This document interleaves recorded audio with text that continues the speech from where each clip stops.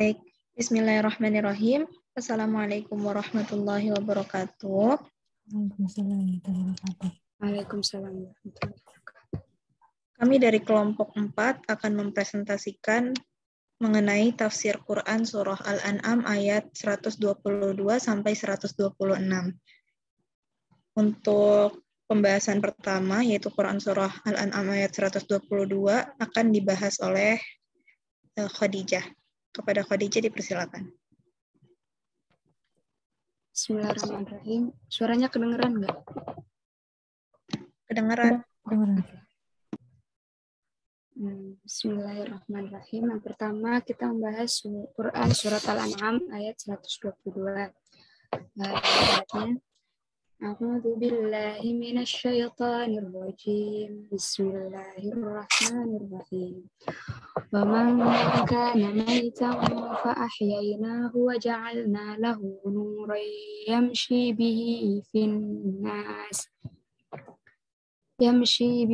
fin-nas kaman mathaluhu fil dhulumati laysa bi kharijin minha. Kadzalika zuyyina lil kafirina ma kanu ya'malun. Yang artinya, dan apakah orang yang sudah mati kemudian kami hidupkan dan kami berikan kepadanya cahaya yang terang, yang dengan cahaya itu dia dapat berjalan-jalan di tengah-tengah masyarakat manusia, serupa dengan orang yang keadaannya berada dalam gelap gulita yang sekali-kali tidak dapat keluar daripadanya. Demikianlah kami jadikan orang yang kafir itu memandang baik apa yang telah mereka kerjakan. Selanjutnya keterangan ayat. Mufradatnya yaitu maitan. Mati di sini maksudnya ialah orang yang telah mati hatinya, yakni orang-orang kafir dan sebagainya. Jenis surat tersebut yaitu termasuk surat Makkiyah. Tidak ada hadis yang mengandung tentang surat ini. Selanjutnya asbabun nuzul. Abu Syaikh mengetengahkan melalui Ibnu Abbas sehubungan dengan firman-Nya, dan apakah orang yang sudah mati kemudian kami hidupkan? Quran Surat Al-An'am ayat 122. Ibnu Abbas berkata, ayat ini diturunkan berkenaan dengan Umar dan Abu Jahal. Ibnu Jarir mengetengahkan pula hadis yang sama melalui Dhahhak. Selanjutnya tafsir ulama mengenai ayat 122. Yang pertama tafsir Al-Muyassar atau Kementerian Agama Saudi Arabia. Apakah orang yang hatinya sudah mati dan binasa lagi dilanda dengan kebingungan, lalu kami hidupkan hatinya dengan iman dan kami berikan kepadanya cahaya-cahaya hidayah dan kami beri taufik untuk mengikuti rasul-rasul kami.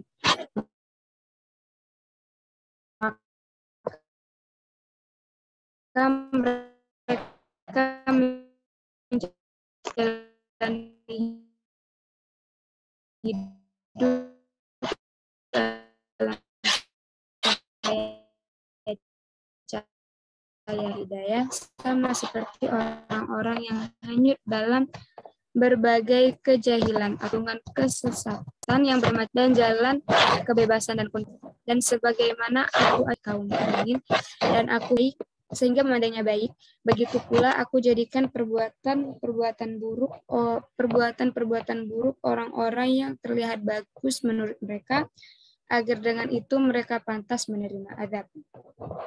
Lalu yang kedua, tafsir Al-Mukhtasar atau Markas Tafsir Riyadh di bawah pengawasan Syekh Dr. Salih bin Abdullah bin Humaid, Imam Masjidil Haram. Apakah orang yang tadinya seolah telah mati sebelum mendapat hidayah dari Allah karena ia menyimpan kekafiran, kebodohan, dan kedurhakaan.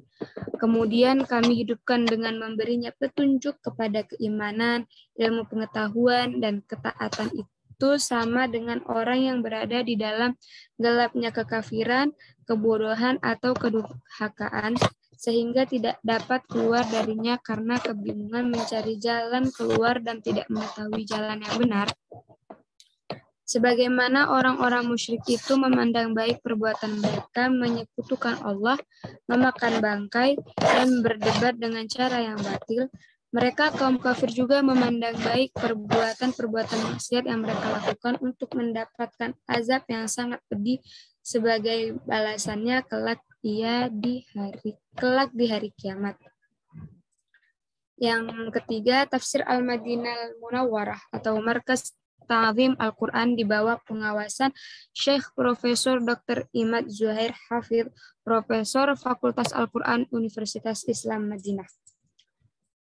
Apakah orang yang belum mendapat hidayah Allah yang seperti mayat yang berada dalam kegelapan kekafiran, kemudian kami menghidupkannya dengan cahaya ilmu dan hidayah sehingga jalannya menjadi terang, seperti orang yang tenggelam dalam gelapnya kekafiran namun tak mampu keluar darinya. Dan sebagaimana terperangkapnya orang kafir ini, kami indahkan dalam pandangan orang-orang yang ingkar dosa-dosa yang mereka kerjakan. Selanjutnya, Tafsir Al-Wajiz atau Syekh Profesor Dr. Wahbah Az-Zuhaili yang merupakan pakar fikih dan tafsir negeri Suriah. Kemudian Allah menunjukkan permisalan untuk orang mukmin dan kafir, yaitu apakah orang yang sudah mati dalam keadaan kafir dan tidak berilmu, kemudian kami hidupkan dengan iman, dan apakah juga akan kami berikan kepadanya cahaya petunjuk, yang mana yang cahaya itu dia dapat berjalan dan menerangi jalannya di tengah-tengah manusia, yaitu cahaya petunjuk. Serupa dengan orang yang berada dalam kegelapan Serupa dengan orang-orang yang berada dalam kegelapan, yaitu orang-orang kafir yang sekali-kali tidak dapat keluar dari kegelapan itu. Sebagaimana kami telah hiasi orang mukmin dengan iman, maka kami jadikan orang yang kafir itu memandang baik berbagai perbuatan buruk yang telah mereka kerjakan. Ayat ini turun tentang Umar bin Khattab dan Abu Jahal bin Hisham. Keduanya mati dalam keadaan sesat. Lalu Allah menghidupkan Umar dengan Islam yang membiarkan Abu Jahal dalam kesesatannya. Ibnu Abbas berkata, yang dimaksud dalam Hamzah bin Abdul Muthalib dan Abu Jahal.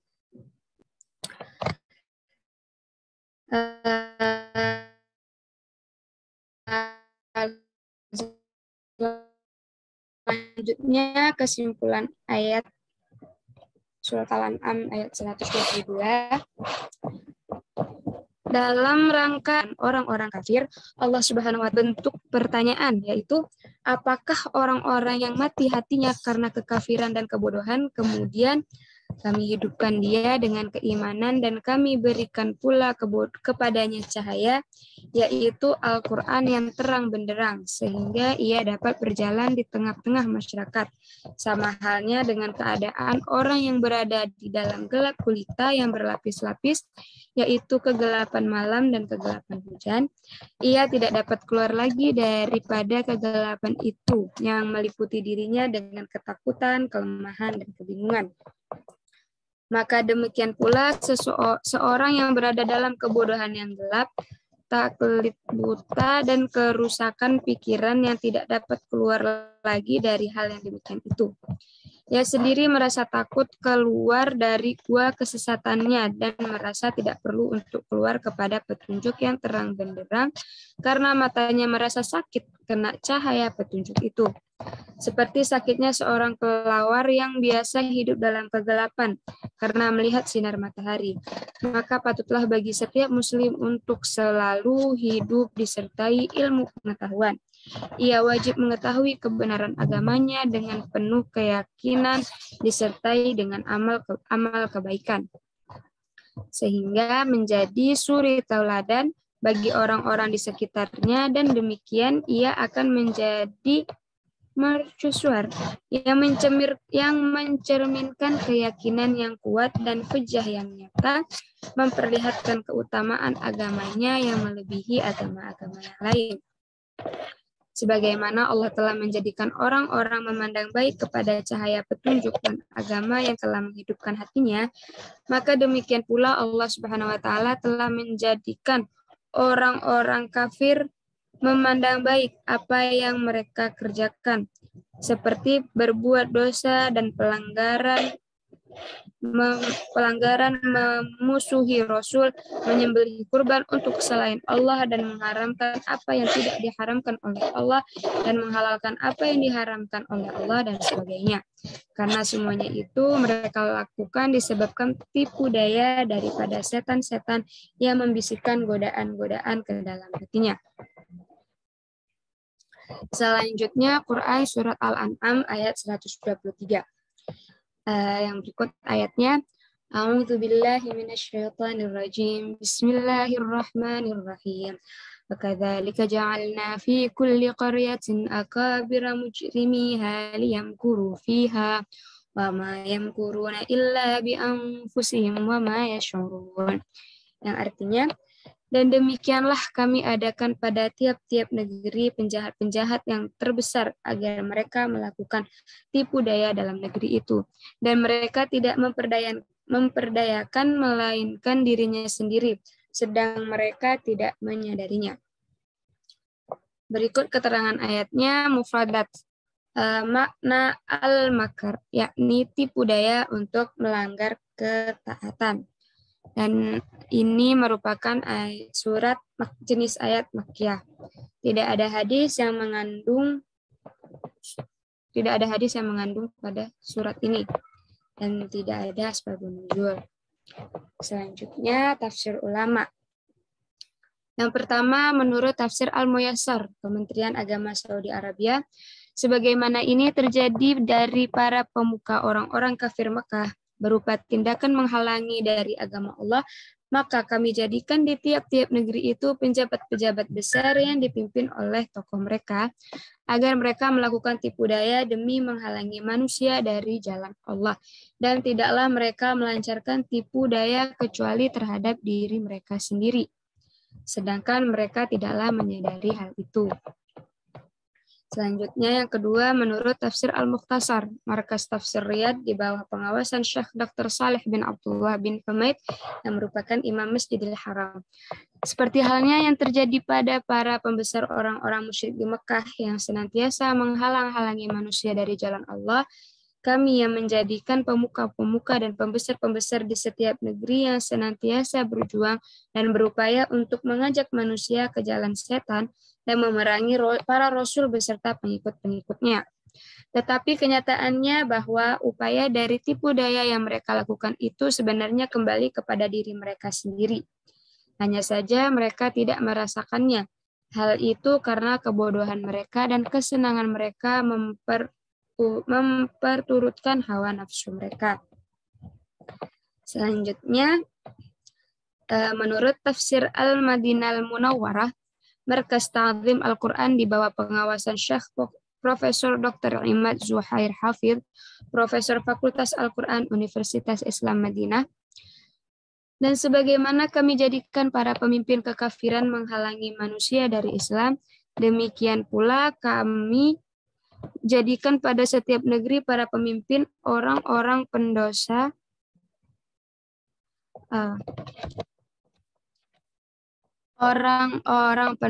untuk berbuat kerusakan dalam negeri tersebut dengan menghalangi manusia dari keimanan dan selalu melakukan kemaksiatan.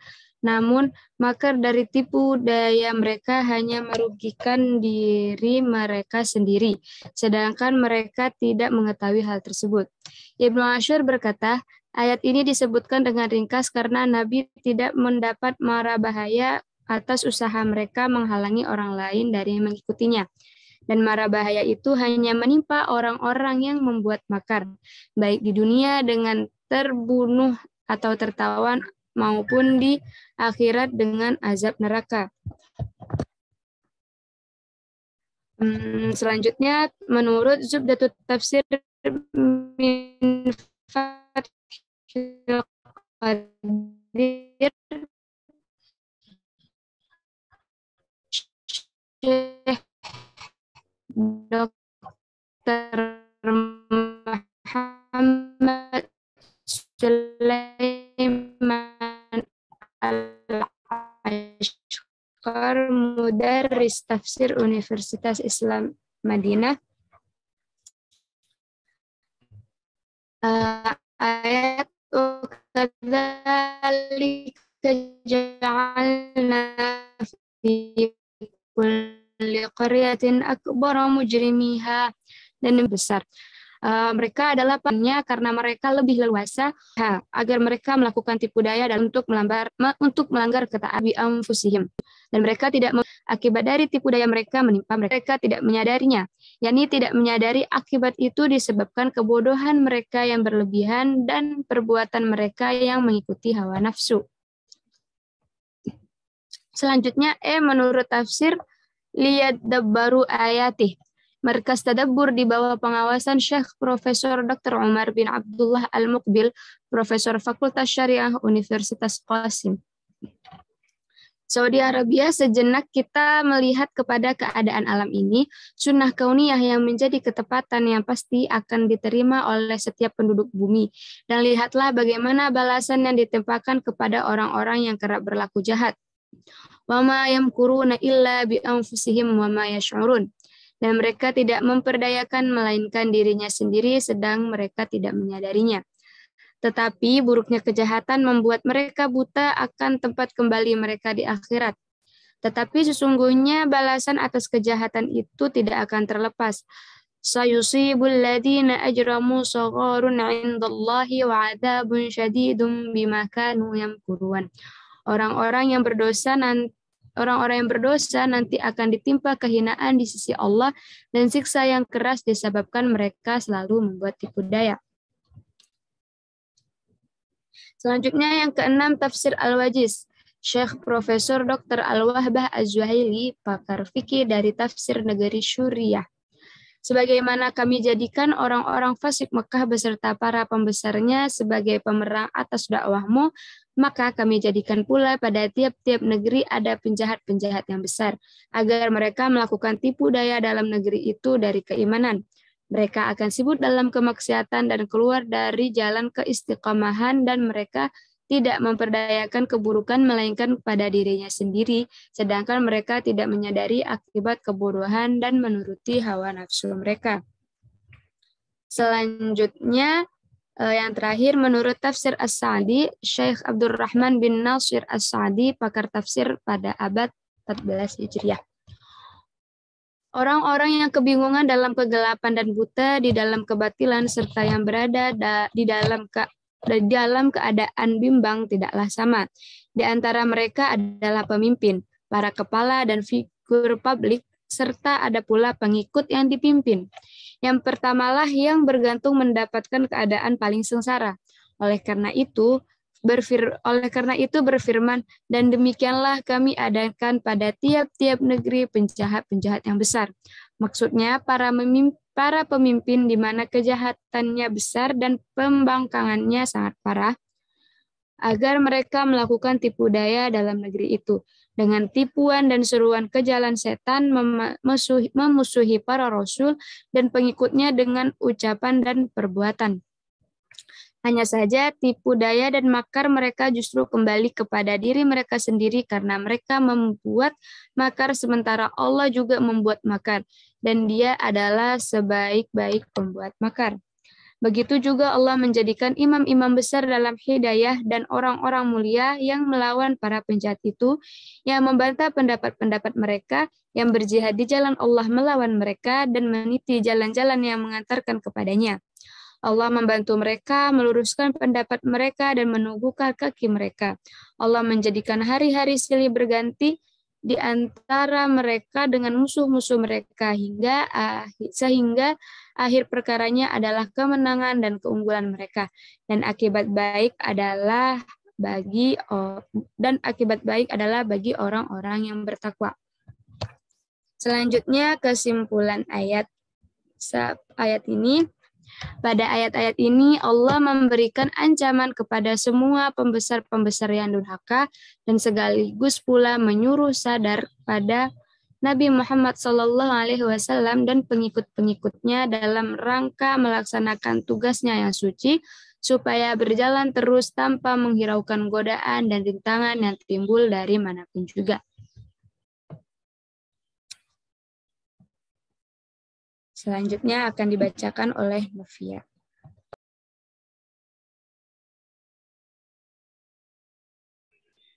Baik, bismillahirrahmanirrahim. Selanjutnya Quran Surah Al-An'am ayat 124 sampai 126. A'udzu billahi minasy syaithanir rajim. Bismillahirrahmanirrahim. Wa idza ja'atuhum ayatun qalu lan nu'mina hatta nu'ta mithla ma utiya Rasulullah. Allahu a'lamu haitsu yaj'alu risalatah. Sayyibul ladzina ajramu sagharun 'indallahi wa 'adzabun syadidun bima kanu yamkurun. فَمَنْ يُرِدِ اللَّهُ أَنْ يَهْدِيَهُ يَشْرَحْ صَدْرَهُ لِلْإِسْلَامِ وَمَنْ يُرِدْ أَنْ يُضِلَّهُ يَجْعَلْ صَدْرَهُ ضَيِّقًا حَرَجًا كَأَنَّمَا يَصَّعَّدُ فِي السَّمَاءِ كَذَلِكَ يَجْعَلُ اللَّهُ الرِّجْسَ عَلَى الَّذِينَ لَا يُؤْمِنُونَ وَهَذَا صِرَاطُ رَبِّكَ مُسْتَقِيمًا قَدْ فَصَّلْنَا الْآيَاتِ لِقَوْمٍ يَذَّكَّرُونَ. Yang artinya, apabila datang sesuatu ayat kepada mereka, mereka berkata, kami tidak akan beriman sehingga diberikan kepada kami yang serupa dengan apa yang telah diberikan kepada utusan-utusan Allah. Allah lebih mengetahui di mana Dia menempatkan tugas kerasulan. Orang-orang yang berdosa nanti akan ditimpa kehinaan di sisi Allah dan disiksa. Dan siksa yang keras disebabkan mereka selalu membuat tipu daya. Barang siapa yang Allah menghendaki akan memberikan kepadanya petunjuk. Niscaya dia melapangkan dadanya untuk memeluk Islam, untuk memeluk agama Islam.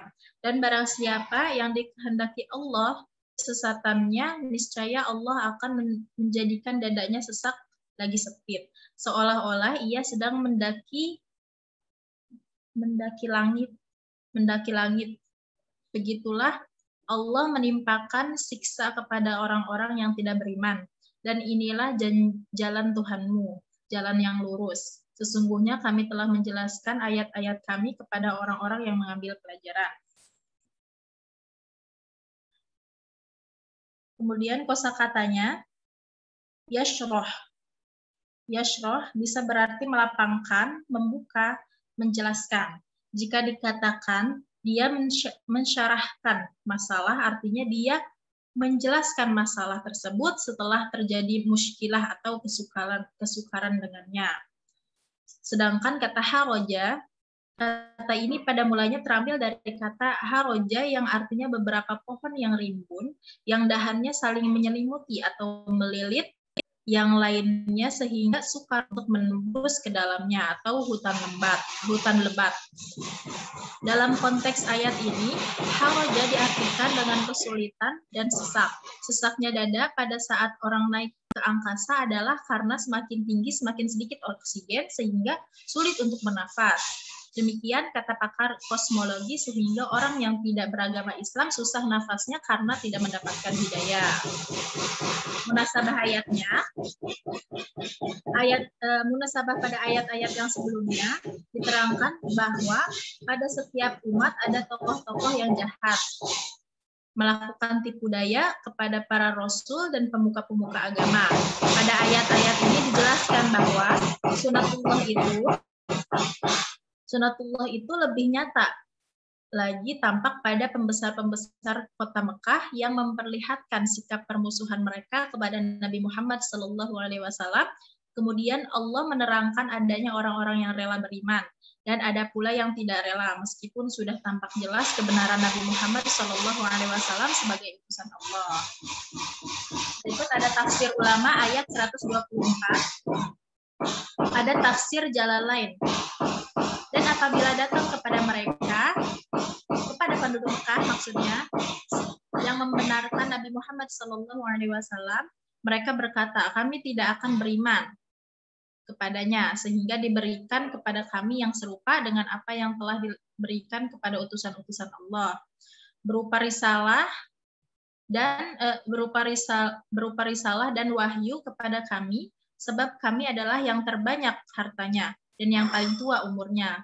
Lalu Allah Subhanahu wa taala berfirman, Allah lebih mengetahui di mana Dia menempatkan tugas kerasulannya, yaitu dengan dibaca jamak dan tunggal, dan lafal haitsu menjadi maf'ul bih dari fi'il yang ditunjuk ke lafal a'lamu.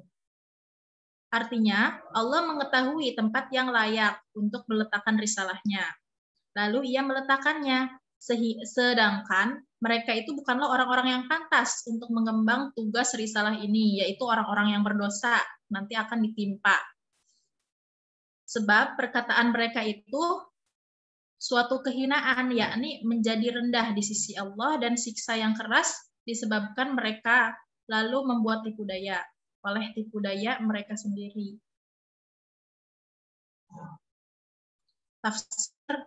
Dari tafsir Quraisy Shihab,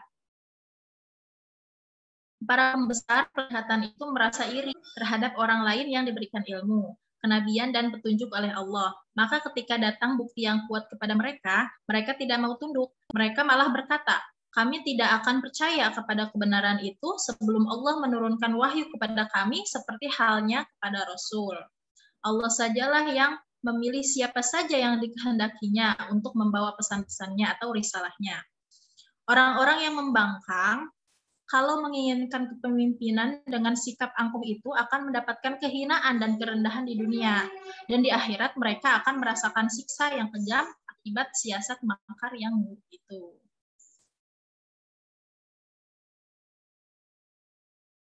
Selanjutnya, tafsir ulama ayat 125 dari tafsir Kementerian Agama. Tugas para nabi adalah menyampaikan pesan-pesan Allah kepada masyarakat. Di antara masyarakat itu ada yang mendapatkan hidayah dan ada pula yang memilih kekufuran. Hidayah dan kekufuran adalah hak Allah, sebagaimana juga risalah. Bedanya, kalau hidayah itu harus diminta, sementara risalah adalah anugerah dan pemberian Allah semata kepada seseorang yang dipilihnya. Barang siapa dikehendaki, Allah akan mendapat hidayah atau petunjuk.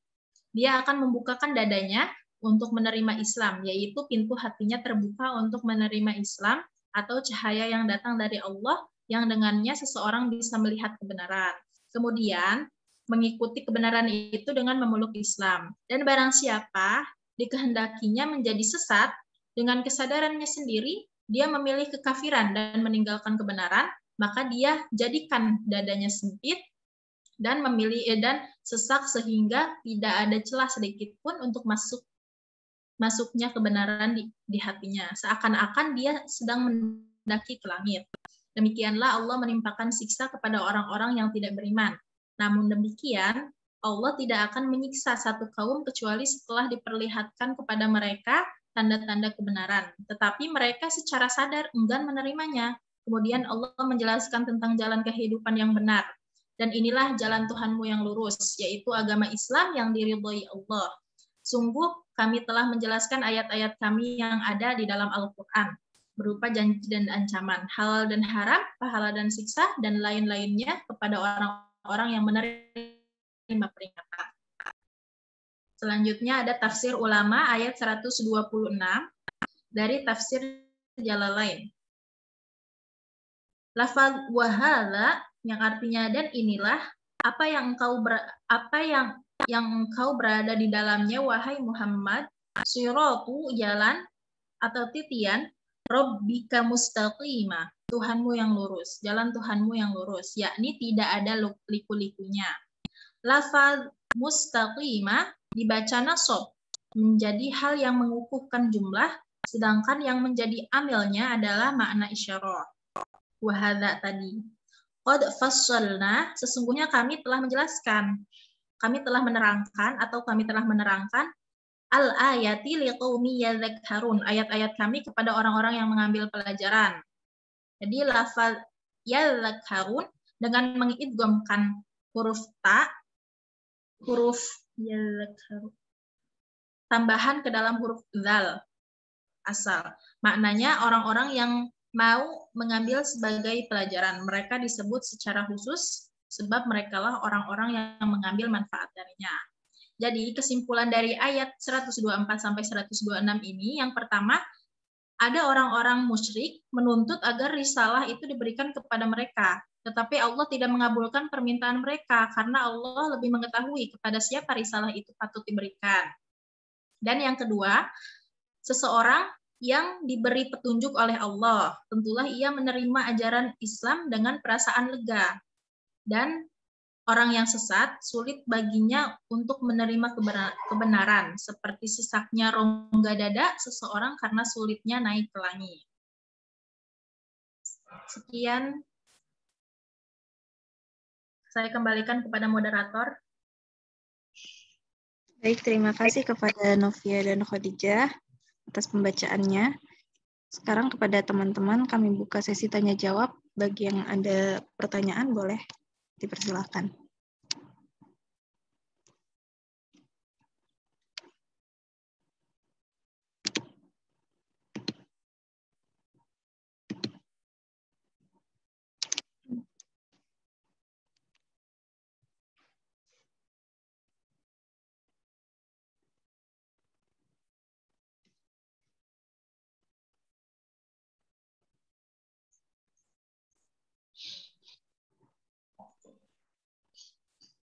Iya, siapa yang mau bertanya?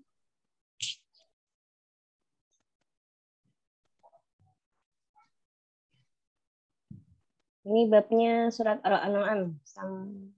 Ayat berapa ya? 122 sampai 122.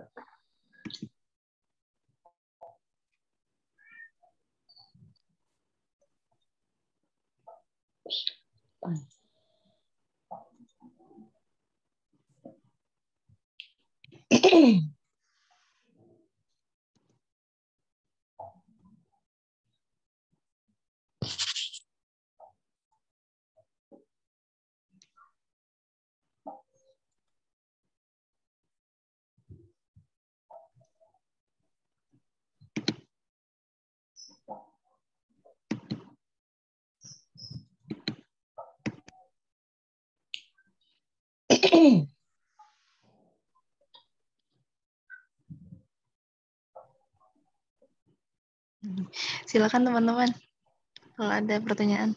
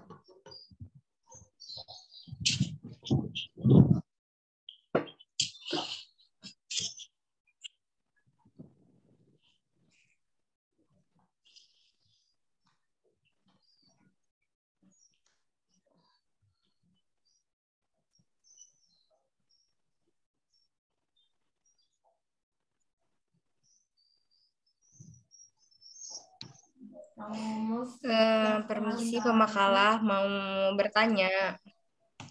Silakan Bibah. Bertanya soal makar ya. Kalau misalkan makar itu contoh nyatanya pada saat ini itu seperti apa? Makar ya? Itu aja sih. Terima kasih. Baik Bibah. Terima kasih pertanyaannya. Yang lain gimana?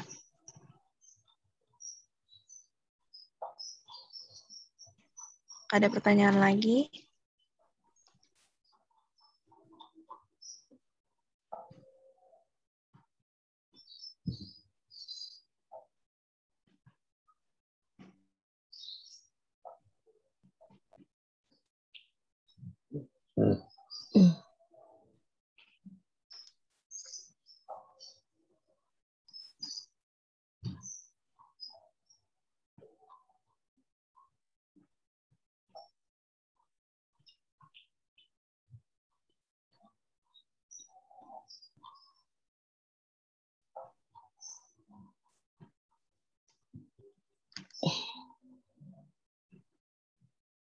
Udah nggak ada yang tanya?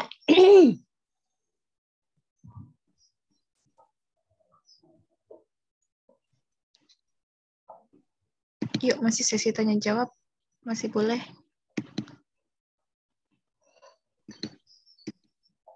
Kalau nggak ada, coba pemakaran jawab aja langsung tadi. Nanti habis itu langsung saya jelaskan semua. Bisa nggak? Sudah siap atau belum?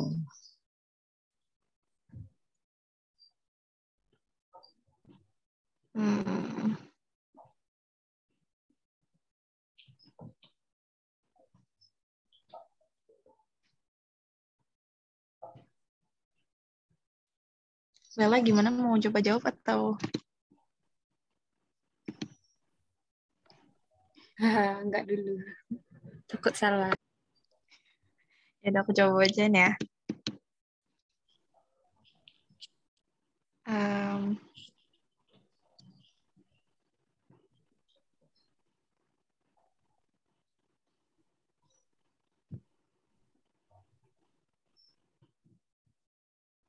Jadi tadi Bibo ngambil maksudnya menilik dari pembahasan ayat ke-124 di PPT yang slide mana ya?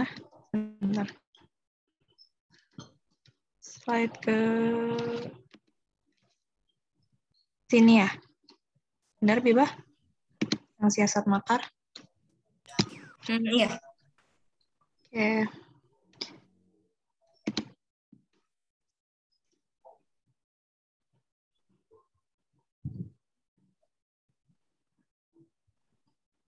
Jadi kalau dari asal-usul kata makar sendiri itu berasal dari bahasa Arab, yaitu makron, masdar, yang berarti menipu, memperdaya, membujuk, mengkhianati, mengelabui, itu perbuatan makar.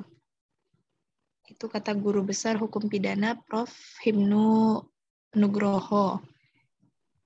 Nah, kalau untuk contohnya sendiri, dana korupsi bisa jadi ya Kak ya?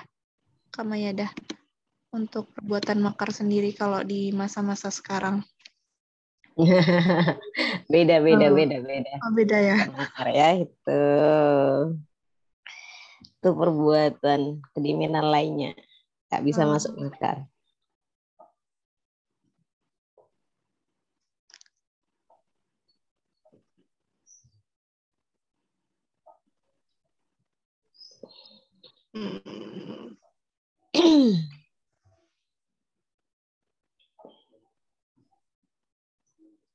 Makar yang bentuk apa nih maksudnya? Ya, sekarang tadi ngomongnya tanyanya makar tuh gimana zaman sekarang gitu ya?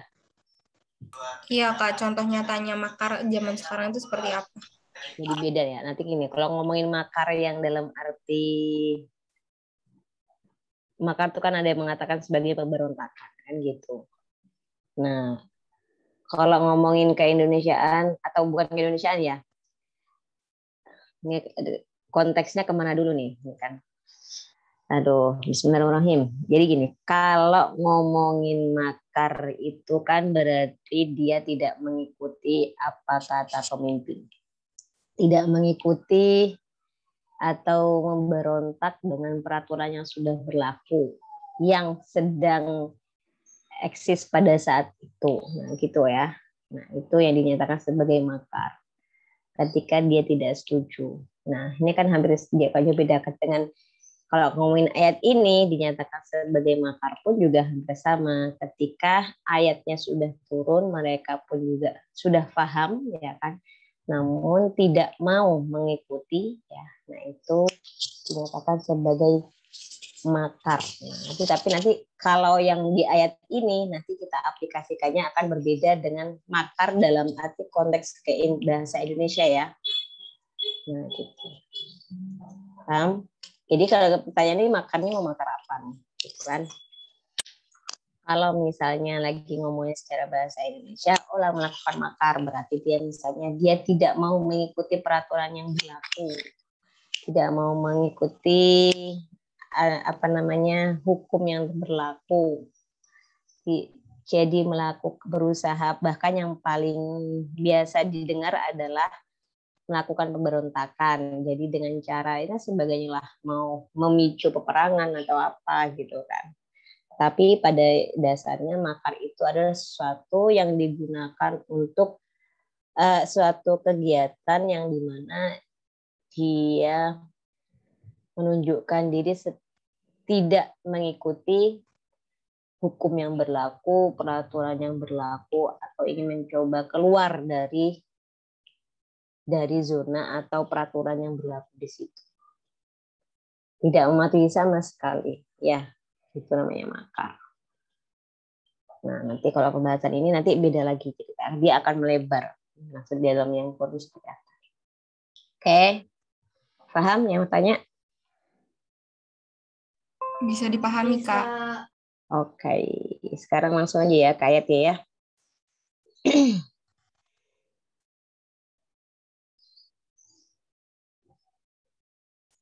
A'udzu billahi minasyaitonir rajim. Bismillahirrahmanirrahim.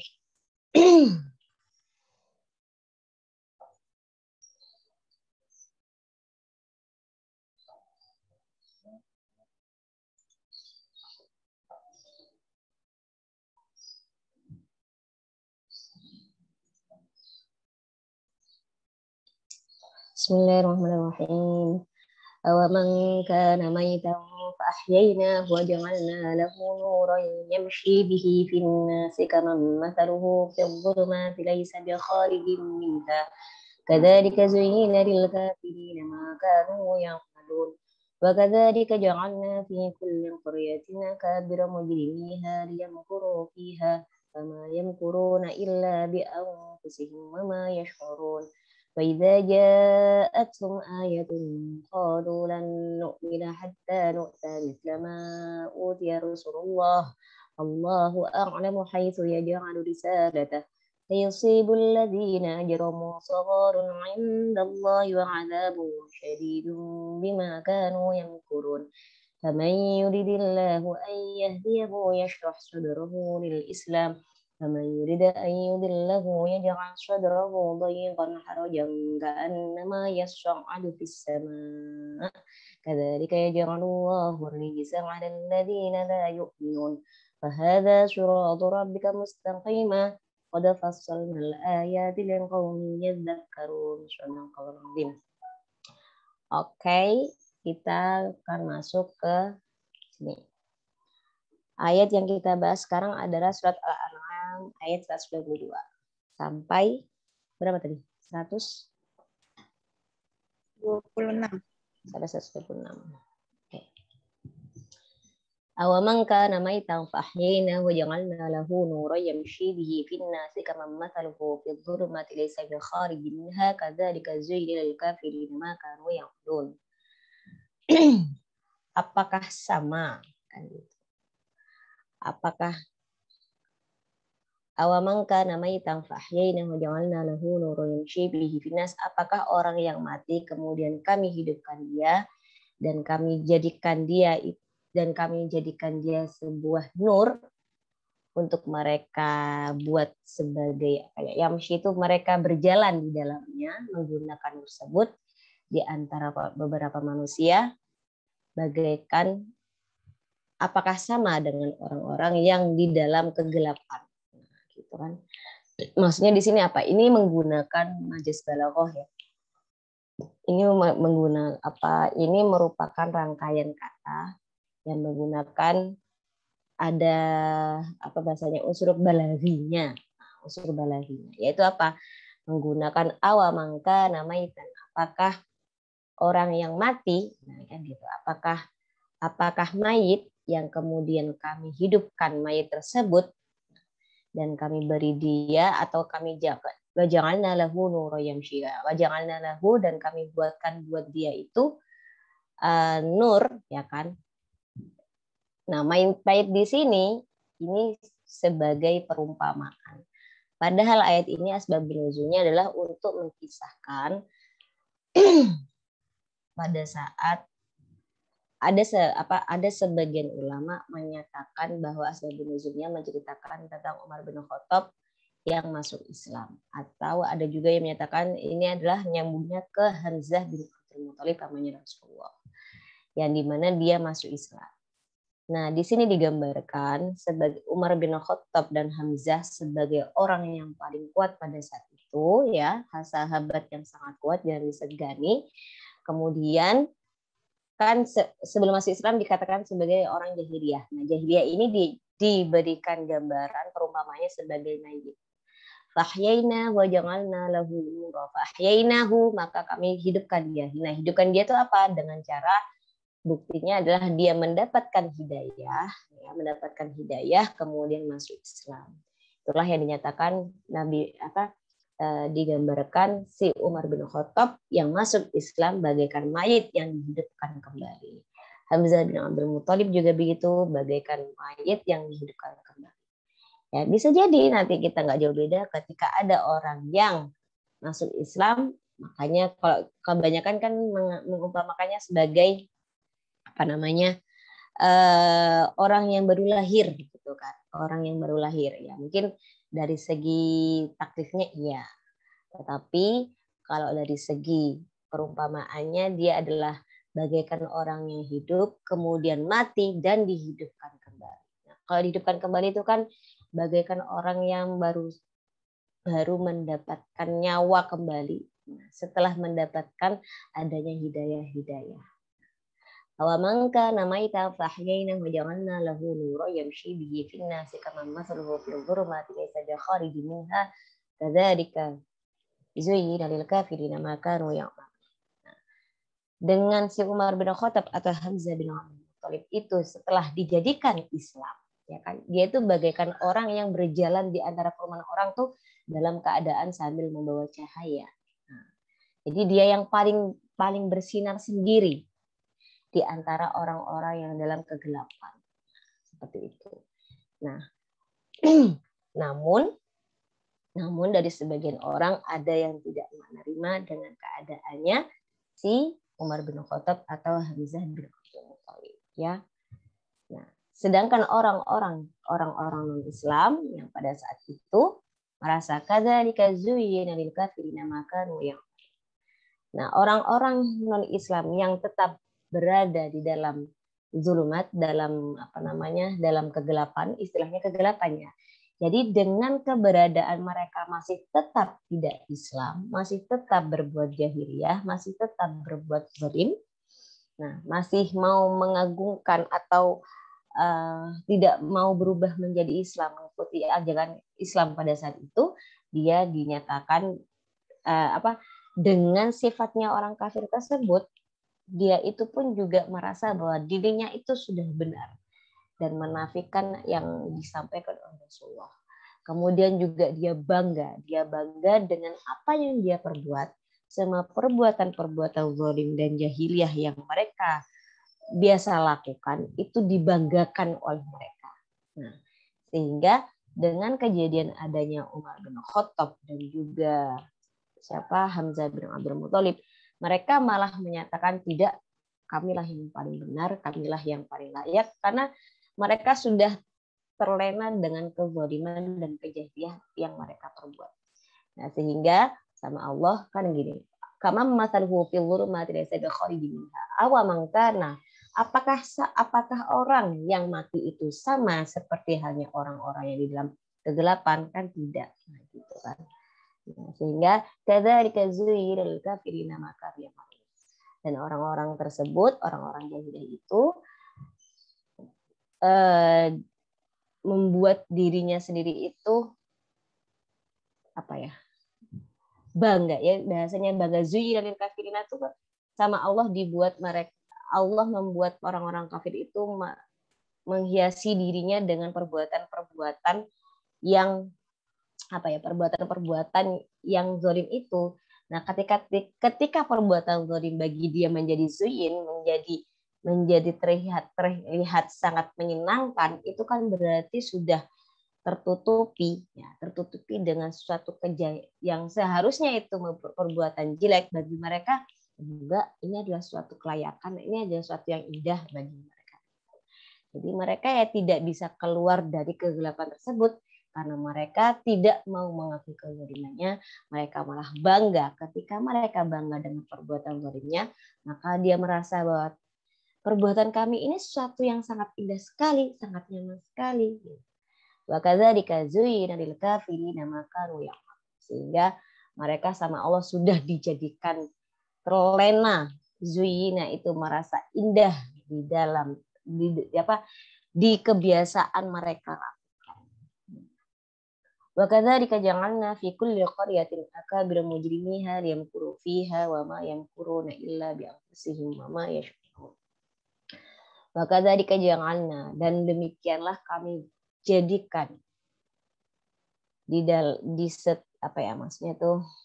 setiap negeri, dan kami jadikan di setiap negeri atau di setiap daerah akabira mujrimiha liyamkuru fiha, yaitu para petinggi-petinggi yang yang mempunyai dosa besar, itu maksudnya melakukan perbuatan jahat ya. Wa kadzalika ja'alna fi kulli qaryatin akabira mujrimiha liyamkuru fiha. Nah, tujuannya apa dengan perbuatan jahat tersebut? Yaitu agar mereka bisa melakukan tipu daya di dalam negeri tersebut. Jadi melakukan perbuatan zalim, melakukan perbuatan yang maksiat ya, perbuatan yang tidak baik di dalam sebuah daerah tersebut. Wa kadzalika ja'alna fi kulli qaryatin akabira mujrimiha liyamkuru fiha wa ma yamkuruna illa bi anfusihim yash'urun. Namun, tipu daya yang mereka lakukan itu sebetulnya adalah dia lakukan terhadap dirinya sendiri. Namun mereka semua tidak menyadari hal tersebut ya. Wa kadzalika ja'alna fi kulli qaryatin akabira mujrimiha liyamkuru fiha wa ma yamkuruna illa bi anfusihim yash'urun. Dari ayat ini bisa dilihat bahwa Allah itu sudah atau Allah itu punya hak, atau Allah sudah pasti akan buat cobaan buat kita berupa apa?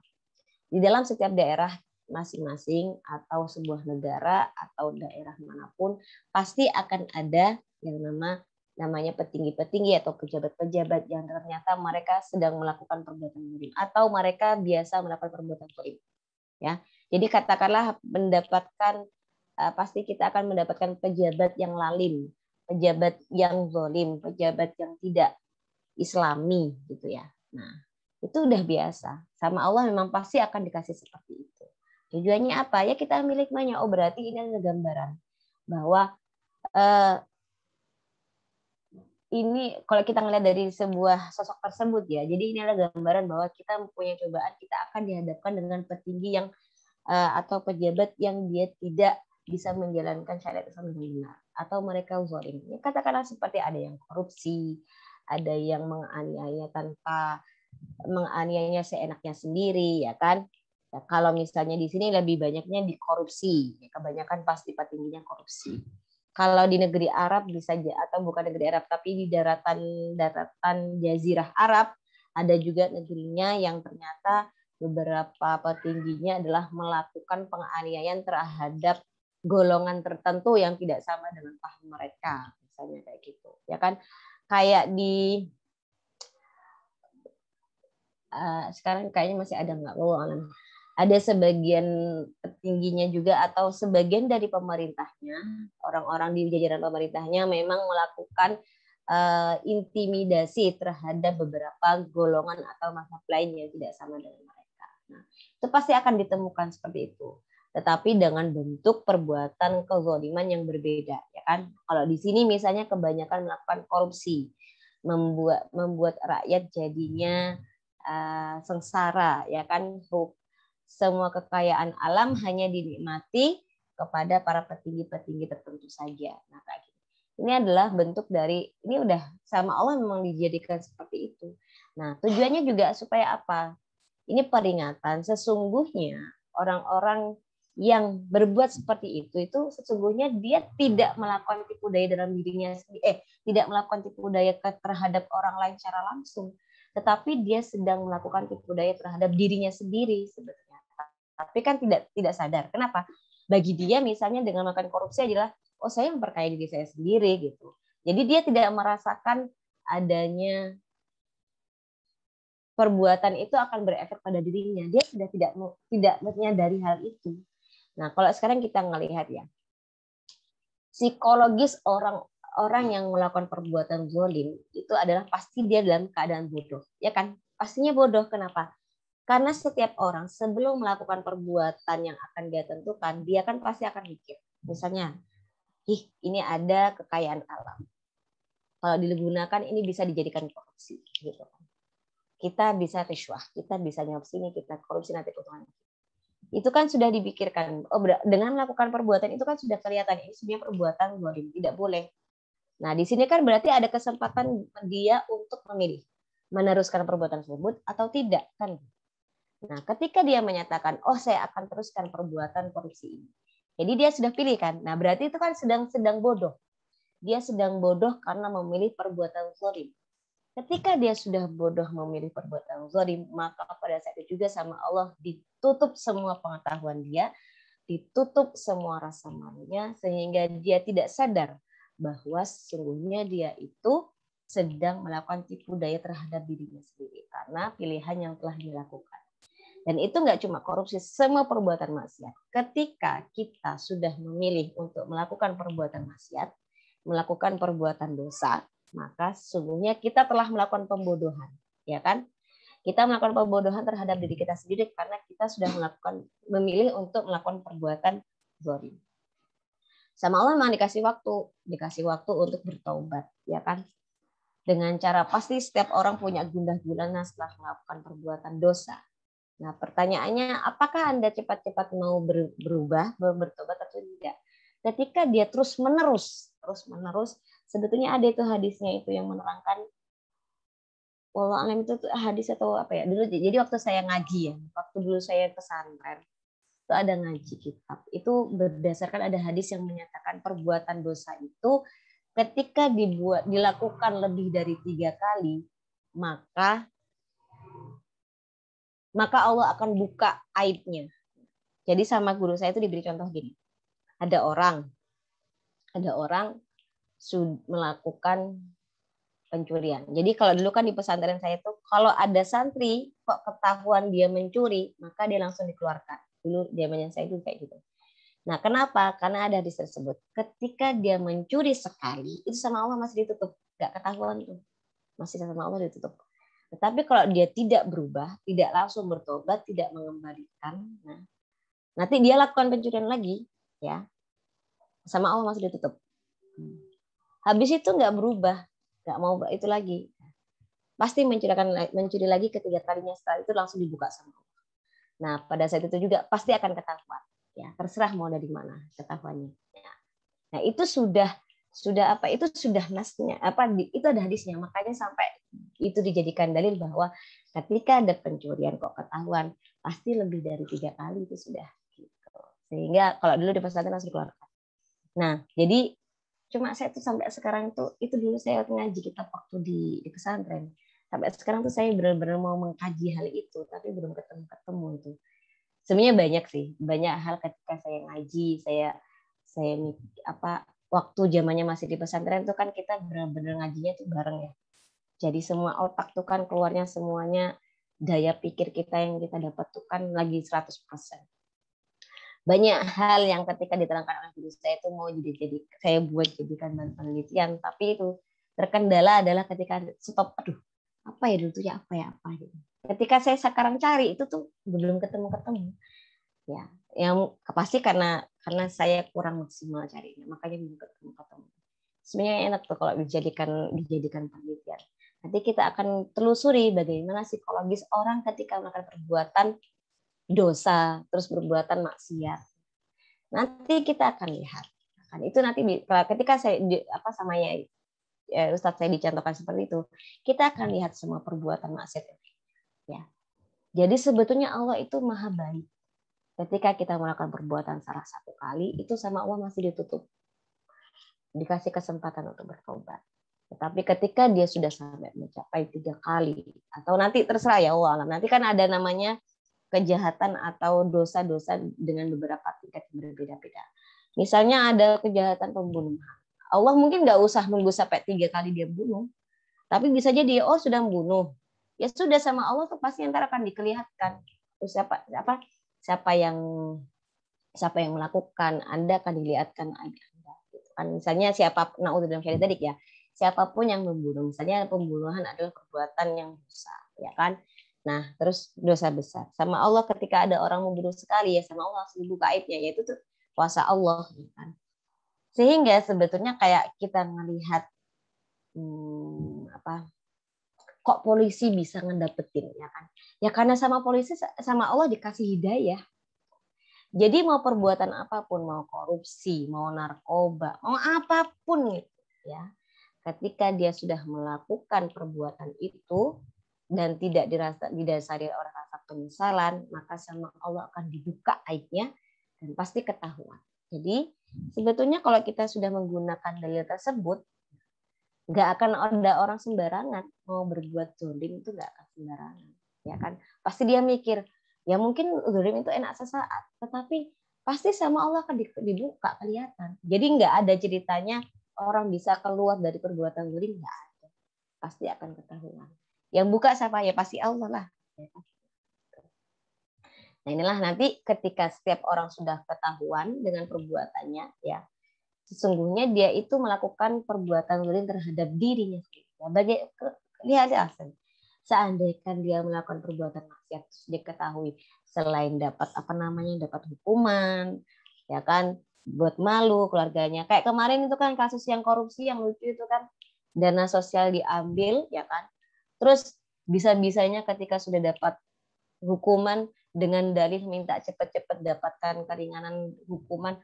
Karena apa? Kasihan saudara saya, kasihan keluarga saya, merasa malu dan dibulewas, malu dan sebagainya. Itu kan kelihatan gobloknya kan. Nah kok bisa ngambil keputusan korupsi itu nggak mikir ntar keluarganya bagaimana? Ya itu yang namanya perbuatan dosa siapa yang melakukan, yang mendapatkan efek itu nggak cuma kita sendiri, bahkan kepada semua orang akan melakukan orang di sekeliling kita juga merasa dirugikan dengan perbuatan kita. Jangankan keluarga, teman aja juga malu. Ya kan, kebayang nggak sih misalnya, kamu temannya yang pernah ngebom ini dulu, itu kan juga malu. Kamu temannya, kamu kenal kan, jangankan teman, kamu tuh kenal kan ya sama koruptor itu. Kamu itu ya dulu sempat kenalan sama dia ya. Kayak gitu tuh saja sudah kita ngerasa, kok teman saya kenal sama orang koruptor ya, kok saya temannya saya tetangganya ini ya, padahal itu cuma orang yang kenal saja atau temannya saja, itu juga merasa malu sudah. Nah itulah dia ngerinya perbuatan maksiat. Oke, langsung wa idza ja'atuhum ayatun qalu lan nu'mina hatta nu'ta mithla ma utiya Rasulullah wallahu a'lamu haitsu yaj'alu risalata yusribul ladina ajramu syagharun 'inda Allahi wa 'adzabun syadidun bima kanu yakfurun. Alhamdulillah. Ayat 124. Ayat ini asbabun nuzulnya ada yang mengatakan asbabun nuzulnya berkaitan dengan yang bernama, ada jamaah Rasulullah bernama Walid bin Mughirah. Dia tidak terima karena Rasulullah terpilih menjadi rasulnya. Nah, Walid bin Mughirah di sana adalah seorang pemuka petinggi di daerahnya. Ya, Walid bin Mughirah adalah petinggi di daerahnya, di orang-orang kafir Quraisy pada saat itu. Kemudian dengan tahu bahwa Rasulullah dijadikan sebagai nabi, otomatis kan Nabi Muhammad pasti akan menjadi pemuka masyarakat atau yang akan disegani, menjadi orang terpilih, sehingga dia tidak terima. Nah, dia merasa bahwa seharusnya kenabian itu yang berhak mendapatkan adalah dirinya, yaitu si Walid bin Mughirah. Kenapa? Karena aku lebih tua, karena aku lebih banyak hartanya, lebih banyak anak keturunannya, gitu. Nah, sehingga turunlah ayat ini yang menyatakan wa idza ja'atuhum ayatun qalu lan nu'mina hatta nu'ta mithla ma utiya Rasulullah. Dan apabila sudah datang kepada kalian sebuah ayat, maka dia mengatakan kami tidak akan percaya sampai datang kepada kami apa yang telah disampaikan oleh Rasulullah sebelumnya. Maksudnya gitu ya. Nah, Allahu a'lamu haitsu yaj'al risalata. Sesungguhnya Allah lebih mengetahui ya siapa yang akan dijadikan sebagai rasul untuk menyampaikan risalahnya. Jadi hak Allah mau menentukan siapa yang mau dijadikan sebagai rasulnya, dan juga Allah yang tahu kenapa orang ini yang dijadikan rasul oleh Allah. Kenapa bukan dia? Begitu. Sayyidul ladzina ajramu sabarun 'indallahi wa 'adzabun syadidun bima kanu. Maka Allah pasti akan timpakan azab yang syadid, yaitu siksaan yang sangat besar kepada orang-orang yang berdosa, ya, kepada orang-orang yang berdosa. Karena apa? Karena mereka telah melakukan perbuatan-perbuatan atau disebabkan dengan mereka telah melakukan perbuatan-perbuatan yang keji, yang kurung itu adalah tipu daya yang mereka lakukan. Sayyidul ladzina ajramu sabarun 'indallahi wa 'adzabun syadidun bima kanu yakfurun. Jadi kalau kita lihat dari ayat ini, ya, pada saat itu Walid bin Mughirah dia tidak terima Rasulullah sebagai nabi, dan menyatakan bahwa dia lebih tua, dia lebih kaya dan banyak hartanya, dan lebih disegani pada saat itu, ya. Nah, di sini berarti memang Allah ketika menunjuk seseorang menjadi seorang nabi itu udah nggak pilih-pilih, ya kan? Bukan karena dia lebih tua, bukan karena dia lebih banyak hartanya atau lebih banyak keturunannya atau lain sebagainya. Tetapi memang hak Allah mau milih siapa. Nah, dan ketika sudah ditentukan oleh Allah siapa rasulnya, namun orang-orang tersebut tidak mau beriman kepada Rasulullah, sehingga dia pasti termasuk orang-orang kafir yang akan mendapatkan mendapatkan azab yang syadid, mendapatkan siksa yang sangat keras, yang sangat hina, yang sangat keji, mendapatkan siksaan yang sangat keji. Nah, kalau kita melihat bukan kemampuan, tetapi kekuasaan Allah ketika memilih seorang rasul, ya, kalau udah ngomongin rasul kan otomatis ini sudah manusia yang sangat dipilih oleh Allah dengan segala kemaksumannya, ya kan? Maka berbeda dalam segi kualitasnya dengan manusia-manusia yang lain, ya kan gitu. Dan juga ilmu pengetahuannya pun juga lebih besar diberikan oleh Allah daripada kita manusia lain. Panca inderanya pun juga lebih luas, lebih sensitif, lebih bisa menggapai sesuatu daripada kita manusia biasa. Tetapi Allah punya kuasa. Siapa yang ditentukan itu sudah termasuk dari qadanya Allah. Sudah ditetapkan oleh Allah. Maka kita harus mengimani dan harus percaya dan mengikuti apa yang telah ditentukan oleh Allah. Nah, kalau kita melihat ketika Allah punya kuasa untuk memilih siapa pemimpin, siapa yang menjadi rasulnya, siapa yang menjadi pemimpinnya, maka ini kita bisa sedikit kita pahami kandungannya bahwa misalnya dalam pemilihan kepemimpinan, misalnya mau presiden, mau ketua BEM, atau mau ketua apapun, pemimpin apapun, kita harus ingat bahwa Allah itu sudah tahu, ya, siapa yang akan jadi presiden kita, siapa yang akan jadi pemimpin kita, siapa yang akan jadi ketua BEM kita. Ya, nggak ada ceritanya lagi coblosan, oh Allah belum tahu, berarti Allah belum merencanakan. Nggak ada. Ya kan? Allah sudah tahu siapa yang akan jadi presiden, siapa yang akan jadi ketua BEM-nya, atau mau siapa yang jadi pemimpinnya. Ya. Tetapi proses-proses yang untuk adanya pemilihan umum atau kampanye dan sebagainya itu sudah proses sunatullah yang pasti akan terjadi di manusia itu tersendiri. Itu apa manusia itu sendiri. Jadi itu sebuah kegiatan yang sudah sunatullah pasti akan terjadi. Jadi itu sudah melakukan perantara-perantara.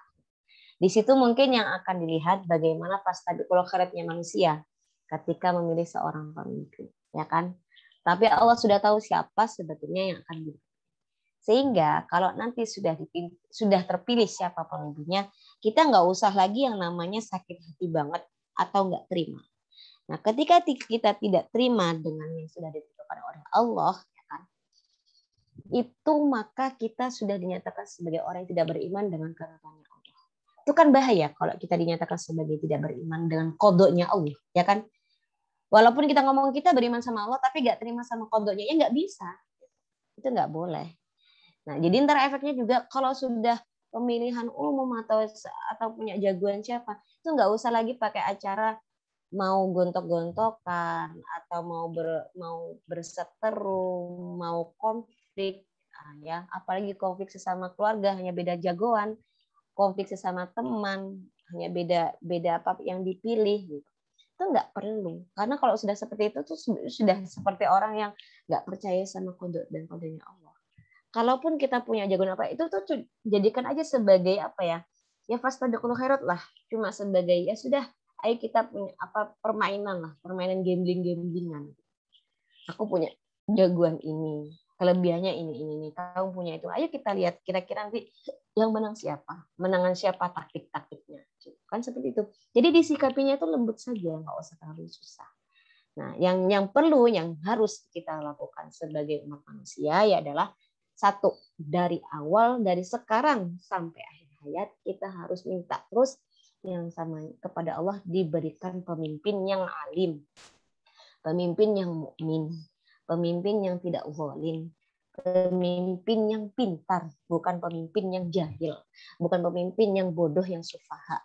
Ya, pemimpin yang berhati rahmat, yang bisa menyayangi kita semua, menyayangi seluruh alam, menyayangi seluruh negeri, seluruh bangsanya.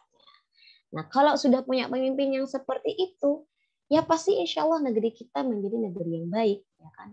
Nah, itulah kita, dimulai dari kita sendiri.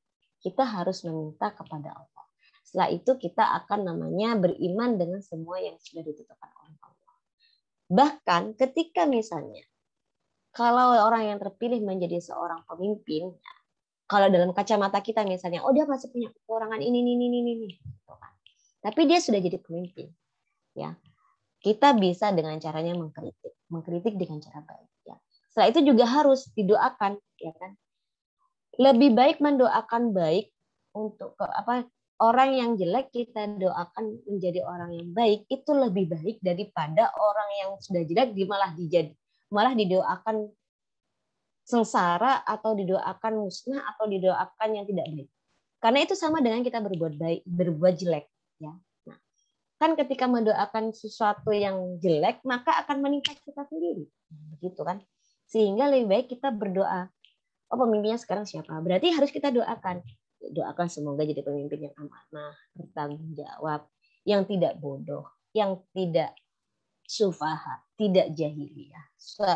Pemimpin yang rahmat, yang penuh dengan rahman, yang punya hati rahmat, menyayangi, pemimpin yang amanah. Kayak gitu, pemimpin yang pintar, yang cerdas dan sebagainya. Seharusnya itu tugas kita mendoakan. Karena apa? Untuk Allah itu sangat mudah merubah manusia yang tidak baik menjadi baik, apalagi didoakan, diminta oleh seluruh rakyatnya. Itu sangat mudah bagi Allah, kan? Nah, itu kalau kita ngelihat dari segi pemimpinan yang sifatnya pemimpinnya manusia biasa, ya. Nah, kalau ayat ini kan memang langsung tertujunya kepada kepemilihan Allah dalam memilih Rasul. Kalau sudah Rasul kan dia manusia yang maksum, tidak ada dosa, manusia yang sama Allah dijaga, semua akhlaknya, semua Rasul yang sudah sama Allah dijamin perbuatannya, ilmu pengetahuannya pun juga sangat melampaui batas dari manusia biasa. Ya, nah ini kita bisa ambil kandungannya bahwa Allah itu maha mengetahui dengan apa yang telah dia putuskan. Siapa yang akan dia angkat, siapa yang dijadikan rasulnya, siapa yang dijadikan pemimpin. Bukan karena bukan yang dilihatnya, bukan karena tuanya, bukan karena hartanya, bukan karena apapun. Ya. Oke, selanjutnya. Fama yuridillahu ayyahdiyahu yashrah sadrahu lil Islam. Wa may yurid ayyudillahu yaj'al sadrahu dayyqan harajan ka'annama yas'adu fis sama'. Kadzalika yaj'alullahu rijzan 'alal ladzina la yu'minun. Ya. Barang siapa yang Allah inginkan untuk memberi hidayah kepadanya, maka niscaya Allah akan lapangkan hatinya atau memberikan penerangan dalam hatinya dengan menggunakan apa? Islam, ya. Menerangkan hatinya dengan diberikan Islam. Melapangkan hatinya dengan cahaya Islam. Kemudian apalagi? Meluaskan hatinya dengan cahaya Islam. Wa may yuridillahu ayyahdiya wa may yuridillahu ayyud wa may yurid ayyudillahu yaj'al sadrahu dayyqan harajan ka'annama yas'adu fis sama'. Dan juga barang siapa yang jika Allah ingin menyesatkan dirinya, maka Allah akan membuat hatinya merasa sempit, akan membuat terasa sempit, ya kan? Bagaikan dia sedang mendaki langit. Harajan kan namanya suami di sana. Doyengkon harajan. Jadi sesaknya tuh doyengkon harajan itu adalah merasa sempit yang amat sangat gundah gulana. Udah nggak kelihatan sama sekali namanya petunjuk. Udah nggak kelihatan yang namanya saya harus apa nih, harus apa. Pokoknya udah kayak orang, ya udah gundah gulana itu seperti itu.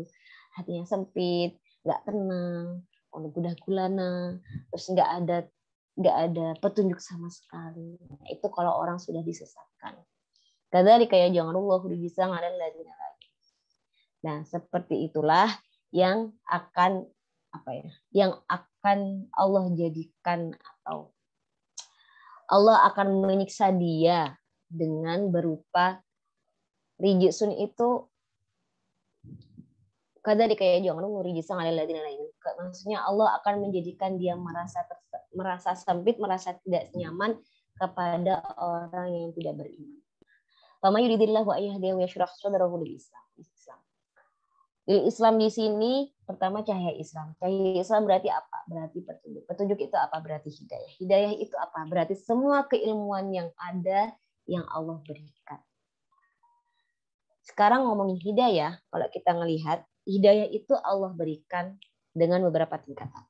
Yang pertama adalah Allah berikan hidayah bagi seluruh alam, bagi seluruh umat manusia, ya.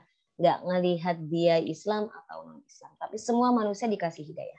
Dengan cara apa? Pertama adalah ini berarti hidayah universal.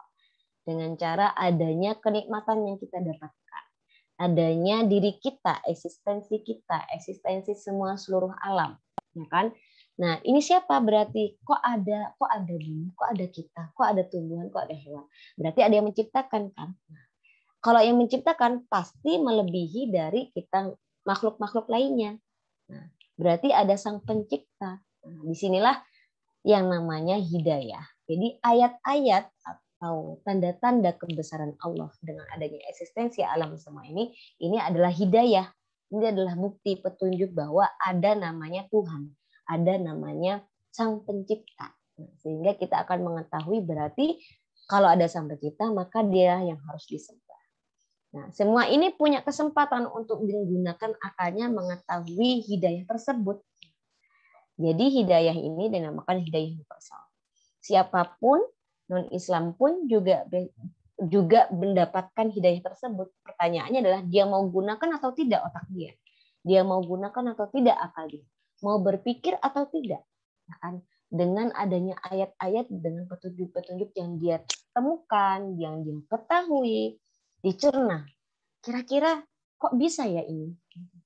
Siapa yang melakukan hal ini semua? Itu adalah tugasnya manusia. Sehingga dia akan temukan, oh ternyata ada yang namanya sang pencipta. Nah, kemudian hidayah selanjutnya adalah hidayah yang memang Allah berikan dengan cara melalui. Pertama adalah tadi ciptaan yang ada, kedua melalui perantara dari orang yang Allah pilihkan. Misalnya dengan melalui Rasulullah, dengan para anbiya. Dengan Rasulullah menyampaikan risalah dan keilmuan-keilmuan yang mereka dapatkan dari Allah melalui malaikat Jibril. Kan gitu. Setelah utusan-utusan Allah memberikan semua keilmuannya kepada manusia, ini namanya kan hidayahnya yang lebih melebihi dari hidayah yang pertama. Nah, sehingga dinyatakan bahwa ketika seorang umat atau manusia telah diutus seorang rasul, maka dia harus beriman kepada rasul tersebut. Sehingga ketika sudah diutus seorang rasul dan sudah menyampaikan semua risalah-risalahnya dan semua syariatnya, maka kita wajib mengimani. Nah, karena kita mendapatkan hidayahnya sudah double, ya kan? Mendapatkan petunjuknya dan keilmuannya lebih double, lebihi dari yang cuma kita cerna secara manusia akal biasa, ya, manusia biasa. Nah, sehingga dinamakan beriman itu harus wajib, itu harus. Walaupun juga misalnya kita tidak bertemu Rasulullah secara langsung, tetapi kan kita mendapatkan ilmunya dari siapa? Dari para ulama, dari sahabat sampai para ulama sampai sekarang yang dinyatakan sebagai warasatul anbiya.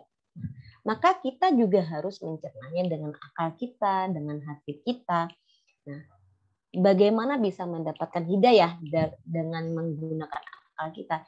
Ya harus dibarengi dengan hati kita yang selalu meminta petunjuk kepada Allah. Jadi harus bareng antara akal berpikir, ya kan, kemudian hati ini dibuka dengan menyatakan dibarengi dengan menghadirkan Allah dalam mencari ilmu. Sehingga Allah pasti akan kasih petunjuk yang lebih dan kekuatan untuk mendapatkan kebenaran yang benar. Itulah dia yang dinamakan sebagai hidayah yang dalam tingkat kedua, ya. Kemudian hidayah yang paling mutlak, yang paling tidak bisa diganggu-gugat adalah hidayah tertinggi yang dimana contohnya ada non-Islam, dia masuk Islam. Nah, ketika dia masuk Islam ini sudah dipilih oleh Allah, ya, sudah dipilih oleh Allah, sehingga nggak ada lagi orang yang bisa mengganggu-gugat, nggak ada orang yang bisa merubah dia untuk tidak beriman kepada Allah. Ya, itu sudah termasuk hidayah yang sudah dipilih oleh Allah. Begitu juga kalau kita misalnya mengharapkan seorang yang Islam berharap semoga dia Islam, ya, semoga dia Islam. Atau kita minta sama Allah, ya Allah jadikan dia Islam. Ya tetap kalau Allah tidak mau ya tetap tidak bisa.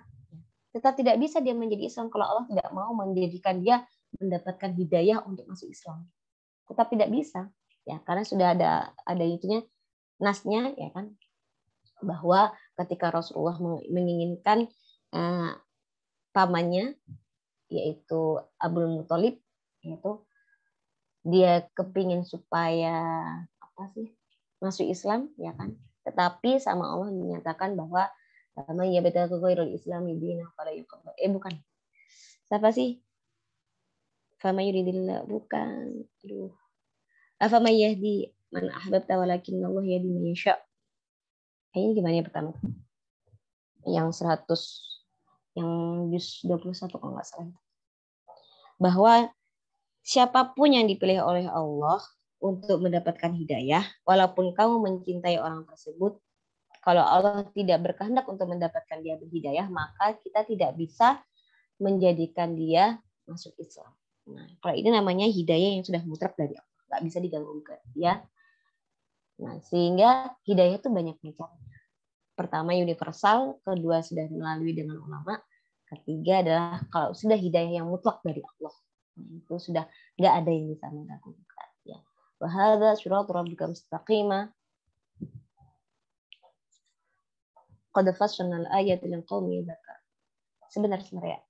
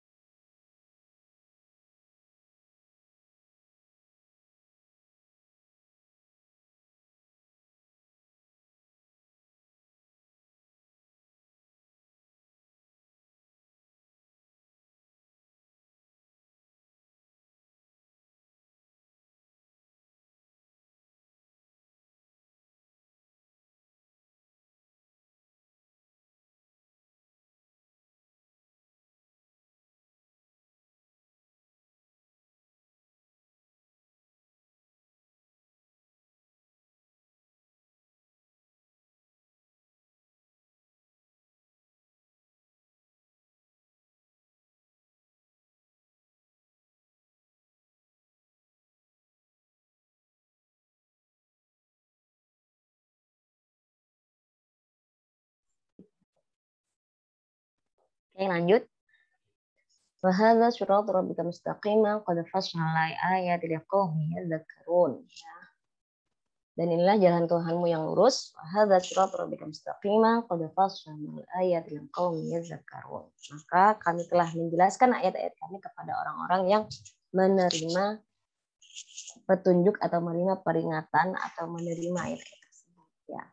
Hadza siratul. Nah, jadi kalau ngomongin hadza siratul rabbika mustaqima, jalan petunjuk yang lurus. Itu jalan Tuhanmu yang lurus. Itu berarti petunjuk-petunjuk Allah termasuk Islam sudah termasuk siratul mustaqim.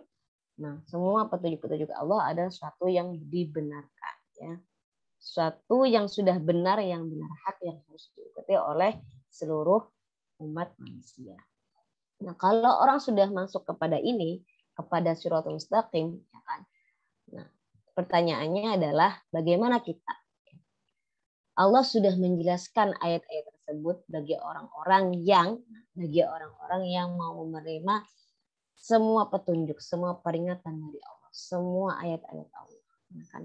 Jadi bagaimana kita mau menerima apa enggak? Kan gitu. Karena ada juga kan orang yang tidak mau menerima sehingga keluar dari Islam. Seperti itu. Nah, kalau ngomongin tadi hidayah, kita juga kita lihat bagaimana Umar bin Khattab, ya, dan Hamzah bin Abdul Muthalib, bagaimana ketika dia memilih Islam, menerima Islam, ya. Itu merupakan hidayah yang sudah diberi oleh Allah dan sudah dinas oleh Allah. Maksudnya dia sudah dipilih oleh Allah, ya kan, sebagai punggawanya Rasulullah pada saat itu, sebagai orang yang menyelamatkan dan sebagai benteng panglimanya Rasulullah, gitu ya. Nah, kemudian ditambah lagi dengan bagaimana ketika kita akan lihat orang-orang yang berbuat zalim, orang-orang yang tidak menerima, tidak mengakui qada-qadanya Allah, ya kan, qada dan qadarnya Allah.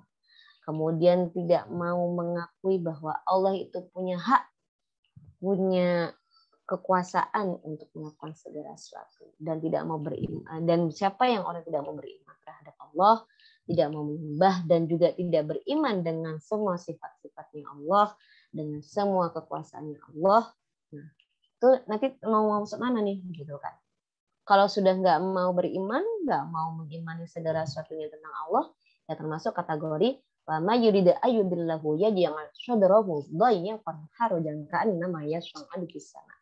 Jadi orang yang sudah disesatkan oleh Allah, itu secara psikologisnya dia tuh sudah hatinya gundah gulana, sudah nggak tenang, udah nggak ada yang namanya Islam, udah pasti sumpah aja. Nah, bahasanya kita tuh sumpah aja terus, udah nggak pernah baca Quran, udah apa-apa udah nggak disandingkan oleh Allah, memikirkan apapun sudah tidak disertakan oleh Allah dalam hati. Itu sudah termasuk ayyubillahu yaj'al sadrahu dayyiqan harajan ka'annama yas'adu fis sama. Nah, tadi kayak jangan Allah dijasa dengan. Nah, pertanyaannya sekarang kita sebagai orang Islam, sekarang orang mukmin, apakah kita mau berperilaku seperti orang yang tidak mukmin? Kan tidak. Nah, jadi tugas kita sekarang adalah dalam perilaku kita, dalam keadaan apapun kita, berusaha untuk selalu menghadirkan Allah, ya, selalu mencari petunjuk Allah, selalu membaca petunjuk Allah, ya, sambil melihat perbuatan-perbuatan kita bagaimana, ya. Sehingga apa? Nanti kita bisa termasuk dalam kategori orang-orang yang qaumi yadzakkarun. Tadi kita juga sudah masuk dalam lingkungannya atau masuk dalam siratul rabbika mustaqim, ya. Ya, ini kalau kita ngelihat dari ayat yang kita bahas saat ini, ya, beberapa yang bisa kita ambil kandungannya seperti ini. Oke, ada pertanyaan?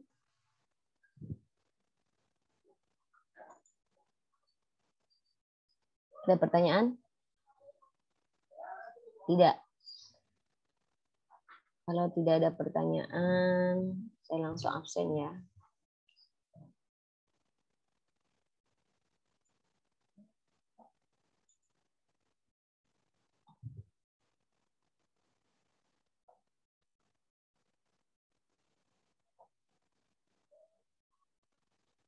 Lima C ya?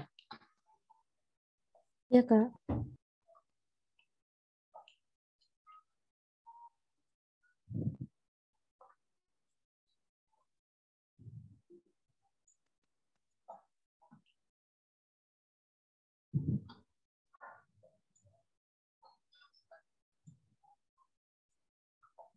Sekarang pertemuan ke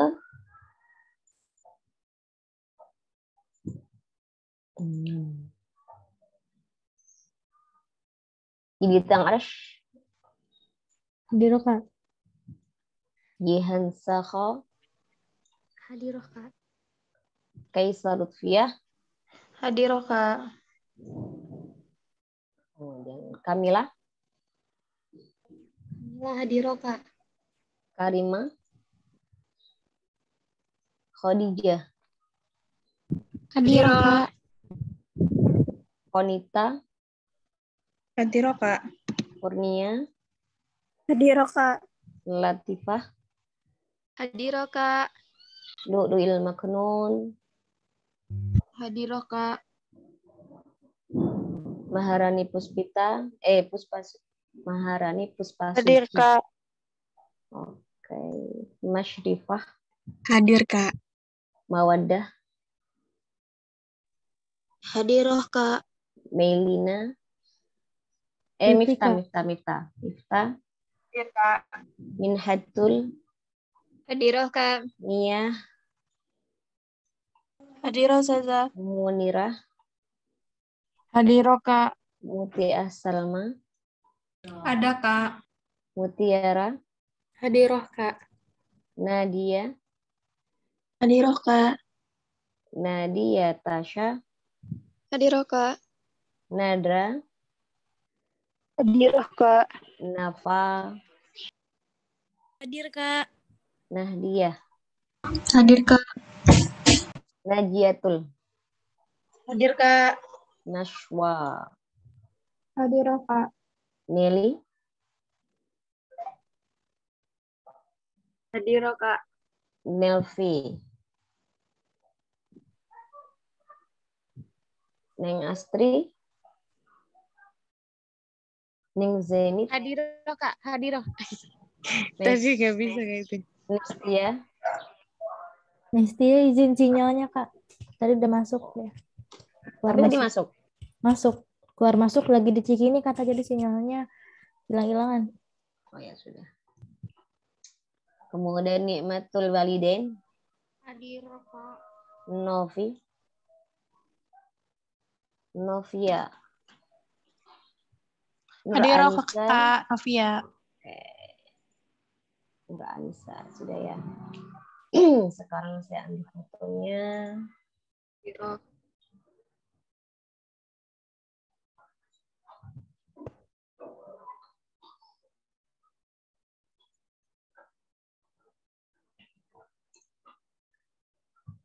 Sekarang tanggal 27. Oke.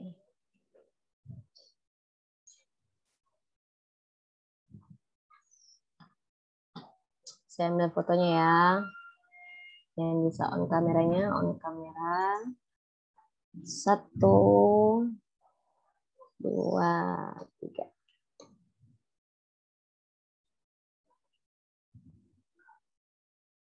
Oke, lagi. Tadi baru sampai ini ya. Sekarang sampai Nur Anissa. 1, 2, 3.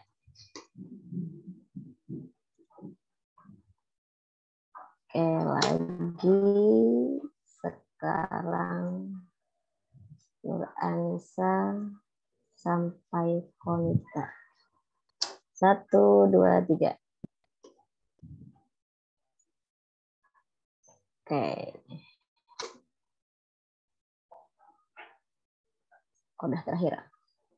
Oke, saya mohon maaf. Ini sudah selesai, nggak ada pertanyaan? Nggak ada, udah paham semua ya?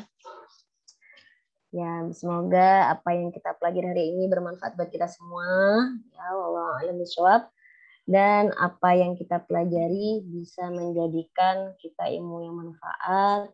Kemudian Allah kasih kita kecerdasan, kasih kita daya ingat yang kuat, kemudahan ngafalin Quran, kemudian dikasih daya ingat yang kuat, dikasih kesehatan, kasih keselamatan, keluarga kita juga dikasih keselamatan, orang tuanya dikasih ekonomi yang lancar, gampang cari ekonominya, dan kita semuanya dikasih kemudahan untuk mengerjakan semua aktivitas kita.